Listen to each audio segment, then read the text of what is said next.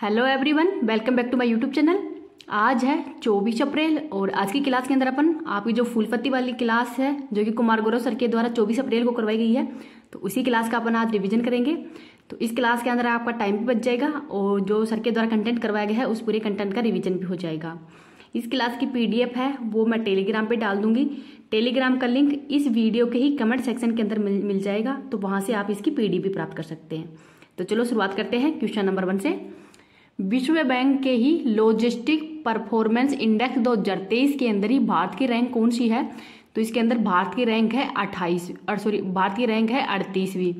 कितने देशों में? तो टोटल 139 देशों के अंदर ही भारत की रैंक है 38वीं।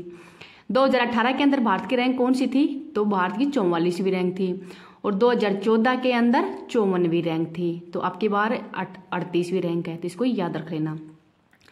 फर्स्ट स्थान किसका है? तो सिंगापुर का है।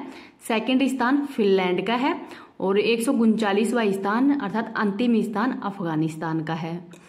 आगे है भारत और जो सिंगापुर है इसके मध्य कौन सा अभ्यास किया जाता है? तो बोल्ड कुरुक्षेत्र। हाल ही के अंदर जो फिनलैंड है वो नाटो का 31वां सदस्य देश भी बना है, तो इसको भी याद रख लेना। आगे है कि इसका उद्देश्य क्या है, क्यों इसका उद्देश्य क्या है? तो जो लॉजिस्टिक लागत है उसको कम करना तथा आधारभूत संरचनाओं का विकास करना ही इसका प्रमुख उद्देश्य था। प्रधानमंत्री श्री नरेंद्र मोदी जी के द्वारा भी PM गति शक्ति योजना शुरू की गई थी, जिसका उद्देश्य जो लॉजिस्टिक लागत है उसको कम करना ही है और यह योजना है 2024 से 25 तक चलेगी, तो इसको भी याद रख लेना। नेक्स्ट देखते हैं क्वेश्चन नंबर 2। राष्ट्रीय पंचायती राज दिवस कब मनाया जाता है? तो 24 अप्रैल को मनाया जाता है और ये मनाने की शुरुआत कब की गई थी? तो 2010 से ही इसको मनाने की शुरुआत की गई थी। इस बार इसका कौन सा संस्करण है? तो इस बार इसका 30वां संस्करण है। भारत के अंदर स्थानीय स्वशासन का जनक किसको कहते हैं? तो ये रिपिन को कहते हैं। बलवंत राय मेहता समिति ये 1957 को ही आई थी और उस समय 24 अक्टूबर 1959 को ही त्रिस्तरीय पंचायती राज व्यवस्था है वो पंडित जवाहरलाल नेहरू जी के द्वारा ही राजस्थान के नागौर के अंदर ही जो बगदरी गांव है वहां से ही त्रिस्तरीय पंचायती राज व्यवस्था की शुरुआत की गई थी। 73वां संविधान संशोधन 1992 के अंदर ही संविधान संशोधन किया गया था पंचायती राज से संबंधित। तो उस समय भारत के प्रधानमंत्री कौन थे? तो ये थे नरसिम्हा राव। तो उसी समय ही 73वां संविधान संशोधन हुआ था और यह लागू कब किया गया था? तो 24 अप्रैल 1993 को ही यह लागू किया गया था। कौन से भाग के अंदर है पंचायती राज से संबंधित? तो भाग 9 के अंदर है। इसके अंदर टोटल विषय कितने हैं? तो 29 विषय हैं। अनुच्छेद 243 से 243 ओ तक हैं और अनुसूची नंबर 11 के अंदर ही पंचायती राज से संबंधित उल्लेख किया गया है, तो इसको भी याद रख लेना। अब की बार जो है 2023 के अंदर ही राष्ट्रीय पंचायती राज दिवस मनाया जा रहा है। इसका आयोजन कहाँ पे किया जा रहा है? तो मध्य प्रदेश के ही रीवा के अंदर इसका आयोजन किया जा रहा है। इस बार इसके मुख्य अतिथि कौन होंगे? तो प्रधानमंत्री इसके मुख्य अतिथि होंगे। त्रिस्तरीय के अंदर क्या क्या शामिल होता है? तो पंचायत समिति है, ग्राम पंचायत है, जिला परिषद, ये सब शामिल होती हैं। तो ग्राम पंचायत का उल्लेख नीति निर्देशक तत्वों के अंदर भी अनुच्छेद नंबर 40 के अंदर किया गया है, तो इसको भी याद रख लेना।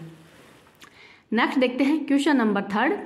PSLV C-55 के अंतर्गत P-55 रॉकेट के द्वारा ही किस देश का टेलोस 2 तथा लूमेटाइट 4 है ये उपग्रह लॉन्च किए गए हैं? तो ये दोनों उपग्रह सिंगापुर के हैं। तो टेलोस जो 2 है ये सिंथेटिक अपर्चर रडार है और लूमेटाइट है ये 4 है, ये एक नैनो उपग्रह है। तो इन सबको ही श्रीहरिकोटा आंध्र प्रदेश से ही इनको लॉन्च किया गया था। PSLV क्या है? तो ये पोलर सैटेलाइट लॉन्च व्हीकल है। इसकी पहली बार उड़ान 1993 के अंदर ही PSLV D1 के रूप में हुई थी जो कि असफल हो गई थी और इस बार इसकी कौन सी उड़ान है? तो ये है 57 नंबर की उड़ान भरी है, तो इसको भी याद रख लेना। अब इस ललन टॉप क्वेश्चन है वो मैं करंट अफेयर्स की ये क्लास के बाद में उसका भी रिवीजन करवा दूंगी। क्वेश्चन नंबर 4 देखते हैं। सर्वाधिक जलाशय वाला राज्य कौन सा है? तो पश्चिम बंगाल है। पश्चिम बंगाल के अंदर टोटल 7.47 लाख जलाशय हैं। सेकंड स्थान पर उत्तर प्रदेश है। इसको जारी किसने किया है? तो जो जल शक्ति मंत्रालय है उसके द्वारा ही जारी किया गया है और यह आंकड़े हैं वो 2017-18 का संस्करण है। जल निकायों की पहली गणना की गई है इस बार, तो ये पहली बार ही है जो कि जल निकायों की गणना की गई है। भारत के अंदर कितने जल निकाय और जलाशय हैं? तो 24,540 हैं। कम जलाशय कौन से राज्य के अंदर है? तो सिक्किम के अंदर है। मैक्सिमम झीलें किस राज्य में है? तो तमिलनाडु के अंदर है। और जलाशयों के अंदर सबसे ज्यादा जलाशय तालाब हैं जो कि 60% है।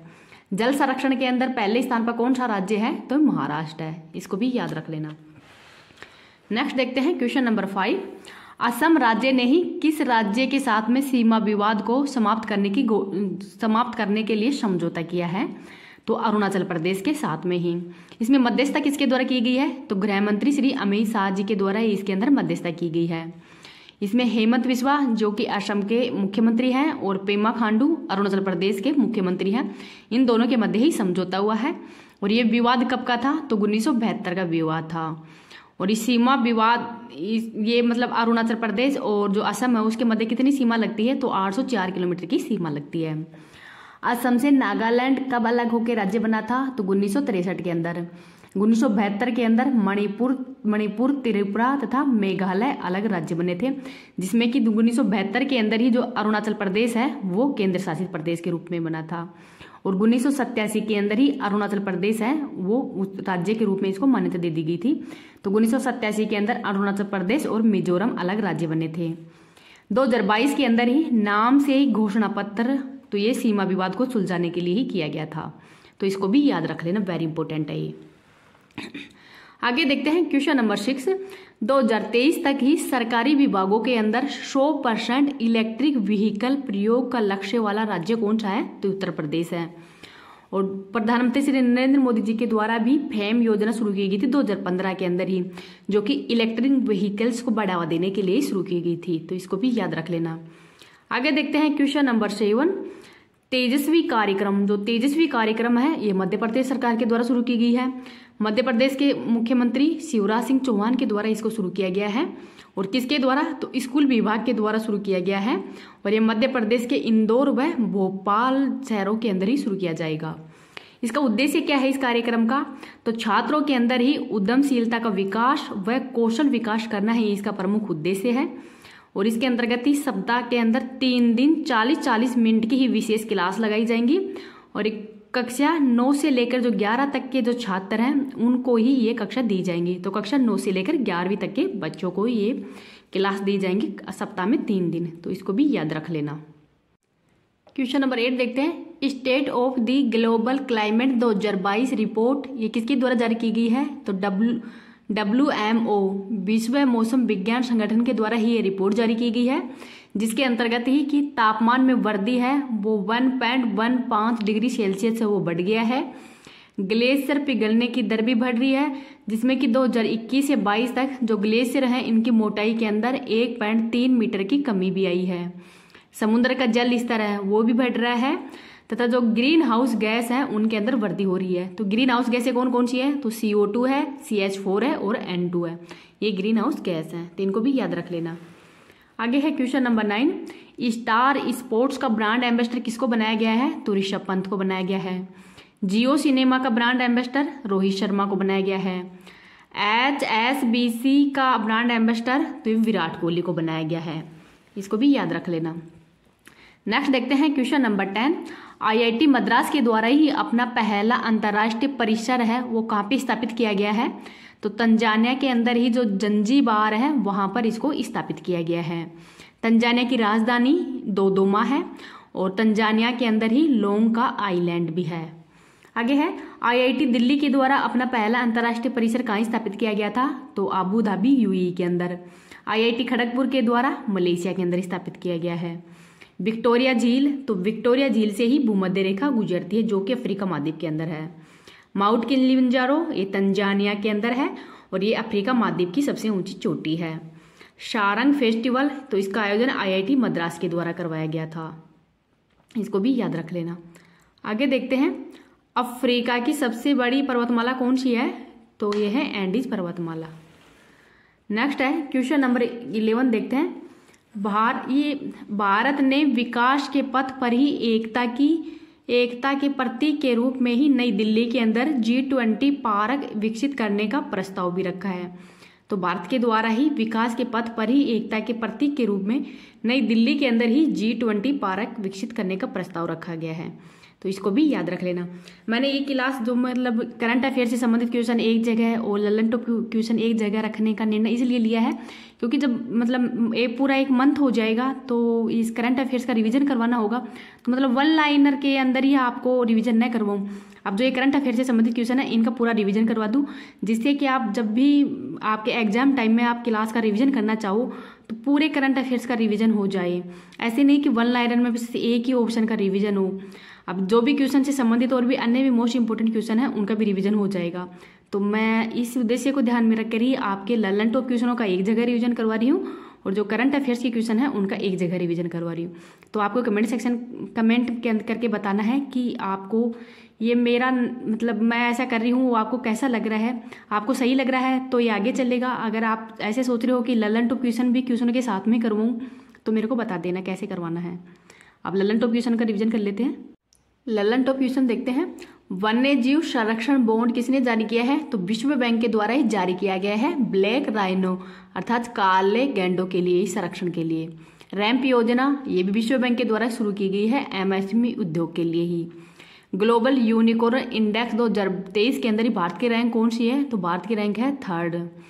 सर्वाधिक AI निवेश वाले देशों के अंदर ही भारत की रैंक कौन सी है? तो भारत की रैंक है 5वें नंबर की। आगे है मध्य प्रदेश के बारे में थोड़े संबंधित क्वेश्चन जो इम्पोर्टेंट है उनको देख लेते हैं। लाडली लक्ष्मी योजना या लाडली बहन योजना मध्य प्रदेश के द्वारा शुरू की गई है। मुरैना गज्जा को GI टैग ये भी मध्य प्रदेश का ही है। 5वां खेलो इंडिया यूथ गेम्स का आयोजन मध्य प्रदेश में ही किया गया है। 17वां प्रवासी भारतीय सम्मेलन का आयोजन इंदौर मध्य प्रदेश में ही किया गया है। भारत का पहला कार्यात्मक रूप से साक्षर जिला तो ये है मंडला। भारत का पहला प्रमाणित हर घर जल जिला तो ये है बुरहानपुर मध्य प्रदेश के अंदर ही है। मध्य प्रदेश का नवीनतम जिला कौन सा है? तो मऊगंज है। राज्य निर्वाचन आयोग का उल्लेख कौन से अनुच्छेद के अंदर किया गया है? तो अनुच्छेद नंबर 243 के अंतर्गत किया गया है। तो इसको भी याद रख लेना। आगे है PSLV C4 के द्वारा ही भूटान के INS-2B तथा EOS 06 उपग्रह को लॉन्च किया गया था। LVM-3 रॉकेट के द्वारा ही वन वेव के 36 उपग्रह को लॉन्च किया गया है। टाइफा सैटेलाइट केन्या का है। ओपेक सैटेलाइट ये इजराइल का पहला जासूसी उपग्रह है। SSLV D2 तो ये इसके द्वारा ही EOS 07 तथा आजाती सैट 2 उपग्रह को लॉन्च किया गया है। नेक्स्ट देखते हैं ममता बनर्जी की पार्टी का नाम क्या है? तो तृणमूल कांग्रेस है और ये हाल ही के अंदर ही राष्ट्रीय पार्टी का दर्जा है इसका समाप्त भी कर दिया गया है। और कौन सी पार्टी को राष्ट्रीय पार्टी का दर्जा दिया गया है? तो वो आम आदमी पार्टी को ही। वर्तमान के अंदर भारत के अंदर कितनी राष्ट्रीय राजनीतिक पार्टियां हैं? तो 6 हैं। नेक्स्ट है गज मित्र पहल पश्चिम बंगाल के अंदर ही शुरू की गई है। सबसे गरीब मुख्यमंत्री कौन है? तो ममता बनर्जी है। भारत का पहला प्रमाणित हर घर जल वाला जिला कौन सा है? सॉरी जिला नहीं ये राज्य है। राज्य कौन सा है? तो ये गोवा है। टाइगर जनगणना तो 2022 के अंदर ही भारत के अंदर कितने टाइगर हैं? तो 3167 हैं और 2018 के अंदर तो 2967 थे। विश्व जल दिवस कब मनाया जाता है? तो 22 मार्च को मनाया जाता है। इसको भी याद रख लेना। अंतर्राज्यीय परिषद का उल्लेख संविधान के किस अनुच्छेद के अंदर किया गया है? तो अनुच्छेद नंबर 263 के अंदर ही। डोनी पोलो एयरपोर्ट कहाँ पे है? अरुणाचल प्रदेश के अंदर। म्यांमार से सीमा बनाने वाले राज्य कौन कौन से हैं? तो ये आंध्र प्रदेश है, नागालैंड है, मणिपुर और मिजोरम है। गज उत्सव का आयोजन असम के अंदर ही जो काजीरंगा नेशनल पार्क है यहाँ पे किया गया है और यहाँ पर राष्ट्रपति श्री द्रौपदी मुर्मू जी भी गई थी। बोराक्षा ऐप असम के अंदर ही द्रौपदी मुर्मू जी के द्वारा इसको लॉन्च किया गया है महिला सुरक्षा के लिए ही। आगे है भारत का 53वां टाइगर रिजर्व कौन सा है? तो रानीपुर टाइगर रिजर्व है। प्रोजेक्ट टाइगर कब शुरू किया गया था? तो 1973 के अंदर शुरू किया गया था और 2023 के अंदर ही इसके 50 साल पूरे हो गए। और ये 50 साल पूरे होने पर ही महोत्सव कहाँ पे मनाया गया था?